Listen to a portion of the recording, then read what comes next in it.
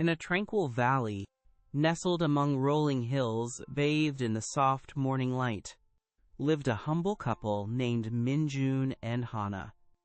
Their small, thatched roof home, modest yet filled with love, often echoed with the gentle sounds of daily life, though their cupboards were frequently bare. Despite their relentless toil from dawn till dusk, their poverty was a persistent shadow, yet Minjun's heart remained as open and warm as the rising sun. He faced each new day not with despair, but with a quiet dignity and an unwavering kindness that shone through his weary eyes. Every morning, before the world fully awoke, Minjun would shoulder his axe and venture into the deep, whispering woods, seeking firewood to sell in the village. The forest was his solace and his provider, a place where ancient trees stood sentinel and the air hummed with unseen life. He knew its paths like the back of his hand, its hidden springs and its secret clearings, each one a testament to nature's enduring beauty. Today, however, an unusual silence seemed to cloak the familiar paths, hinting at something extraordinary awaiting him within its depths. Deeper than usual, Minjun stumbled upon a hidden grove, where sunlight struggled to penetrate the thick canopy, casting the area in an eerie twilight. There, amidst a tangle of thorny vines and fallen branches, he saw a small, peculiar figure struggling. It was a DOKKAEBI, a mischievous forest spirit of Korean lore, its luminous amber eyes wide with panic, entangled tightly in a thorny bramble, its small mushroom hat askew. The usually playful spirit was completely helpless, its ethereal glow dimmed by its predicament, calling out with tiny, plaintive cries. Without a moment's hesitation, Minjun put down his axe and carefully began to untangle the thorny vines. He moved slowly, his large, calloused fingers surprisingly gentle, making sure not to prick the DOKKAEBI'S delicate, bark-like skin. The spirit watched him with a mixture of fear and wonder, its glowing eyes fixed on his every move, sensing no malice, only pure, selfless intent. It was a patient and painstaking task, one that required a heart truly free of selfish desires, reflecting Minjun's inherent goodness. Once completely free, the DOKKAEBI stood up, stretching its small, nimble limbs, its ethereal glow returning with renewed vibrancy. It bowed deeply to Minjun, a gesture of profound gratitude that resonated through the ancient grove. Then, with a twinkle in its amber eyes, the DOKKAEBI reached into its cloak of leaves and produced a small, unassuming earthenware pot, dull and plain at first glance. "This is for your kindness," it chirped in a voice like rustling leaves. "It will never leave you wanting, but remember, its magic must be used with a pure heart." Minjun returned home, the mysterious pot cradled carefully in his arms, his heart still buzzing with the day's incredible encounter. Hana, his ever-patient wife, greeted him with her usual gentle smile, but her eyes widened in curiosity at the sight of the plain, unadorned vessel. "What is that, my dear?" she inquired, her voice soft with concern. Minjun, with a sparkle in his eye, recounted his tale, but Hana, though she loved him dearly, found it difficult to believe the story of a mischievous DOKKAEBI and its magical gift. Though Hana's initial skepticism lingered, Minjun felt an undeniable pull towards the pot. An inner certainty that the DOKKAEBI'S words were true.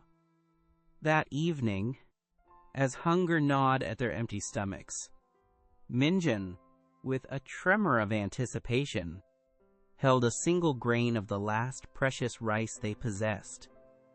He looked at Hana, his brown eyes full of a hesitant hope, then carefully dropped the tiny grain into the mysterious pot. A hush fell over their small home, the air thick with unspoken prayers and a fragile, burgeoning hope. For a long moment, nothing happened. Then, a faint, ethereal glow emanated from within the pot, growing steadily brighter. A soft, rustling sound began, like a gentle rain, and to Minjin and Hana's utter astonishment, a cascade of pristine, white rice began to spill over the pot's rim, flowing endlessly onto their humble table, their eyes wide with disbelieving joy, watched as the barren surface transformed into a mountain of pure nourishment. Tears welled in Minjin's eyes, not just from relief, but from the profound gratitude for this unexpected blessing. From that day forward, Minjin and Hana's lives were transformed, not into extravagant luxury, but into a state of comfortable sufficiency.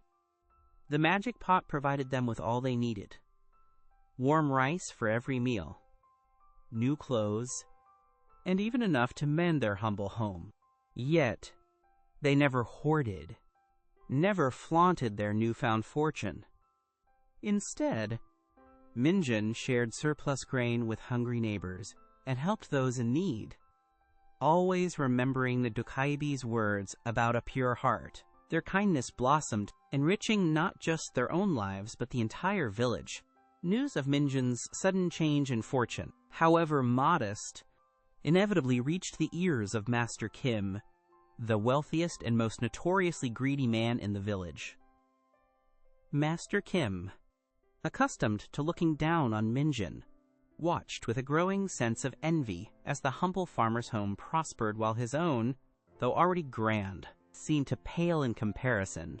His small, beady eyes narrowed, gleaming with an unhealthy mix of suspicion and covetousness, unable to fathom prosperity without deceit. He decided he would uncover Minjin's secret at any cost. Unable to suppress his burning curiosity and greed, Master Kim began to secretly observe Minjin. He watched as Minjin, with utmost care, would occasionally produce a small, plain earthenware pot from a hidden compartment. He saw the farmer drop a single coin or a small piece of fabric, only for the item to multiply miraculously. Master Kim's heart pounded with avarice. This was no ordinary prosperity. This was magic, and he, the richest man, believed it rightfully belonged to him.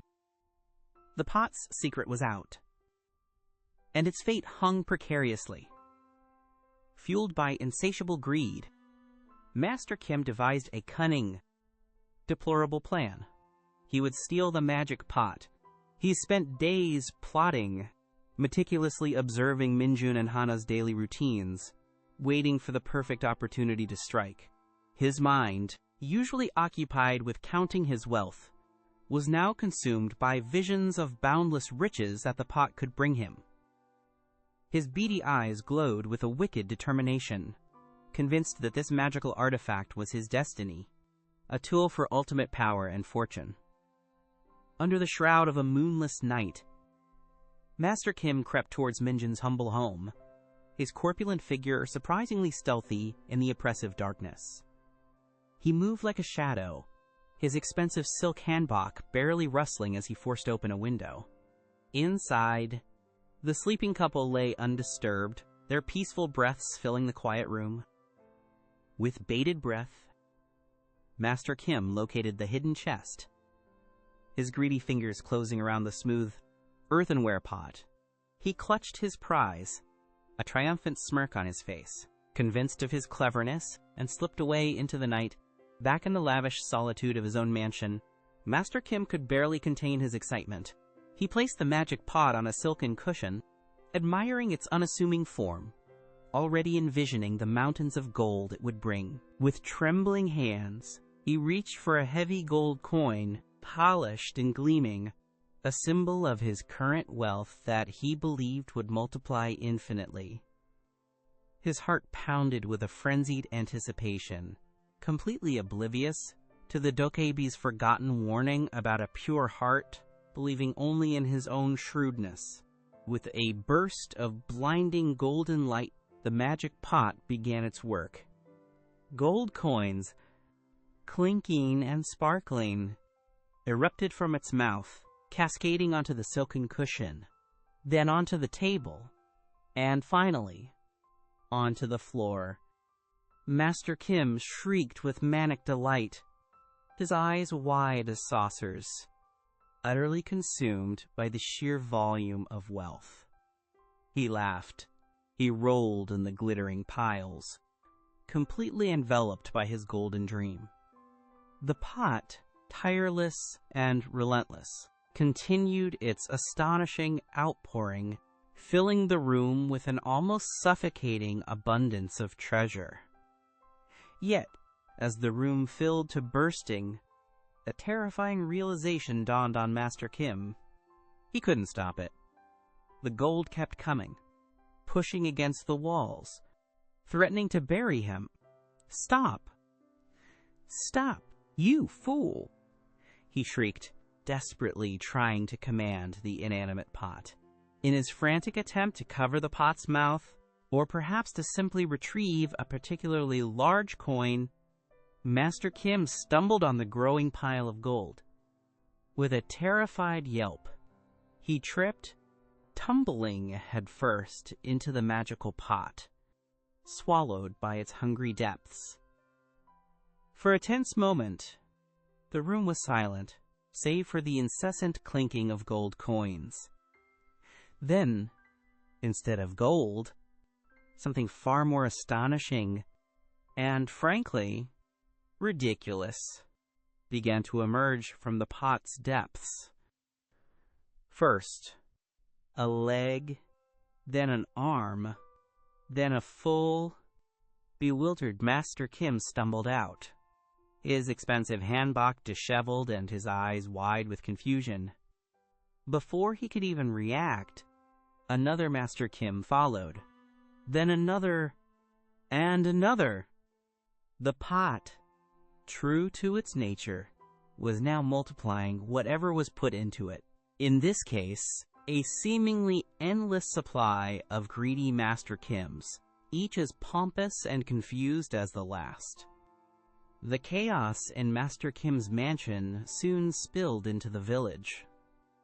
Villagers, awoken by the bizarre sounds, peered into his estate, utterly dumbfounded by the sight of countless Master Kims arguing, bickering, and stumbling over each other amidst a literal mountain of gold. Minjin, hearing the commotion, rushed to the scene. He quickly understood what had happened. With a blend of solemn resolve and a hint of amusement, Minjin gently pushed past the bewildered duplicates, retrieved the magic pot, and, with a silent plea to the DOKKAEBI, carefully placed a single rock inside. Miraculously, the pot ceased its strange multiplication, and the many Master Kims, now no longer appearing, simply stood in bewildered silence, surrounded by gold and pebbles. Minjin, with kindness in his heart, didn't punish Master Kim further. Instead, he took the pot home, recognizing the true power lay not just in the magic, but in the heart of its owner. Master Kim, utterly humiliated and overwhelmed by his own greed, was forced to share his newfound gold with the village to appease the confusion, a stark lesson learned by his many selves. From that day on, Minjun and Hana continued to live a life of peaceful abundance, using the magic pot to benefit not just themselves, but the entire village. They built a small school, helped mend homes, and ensured no one went hungry. The magic pot remained a secret, a quiet testament to the power of pure intentions.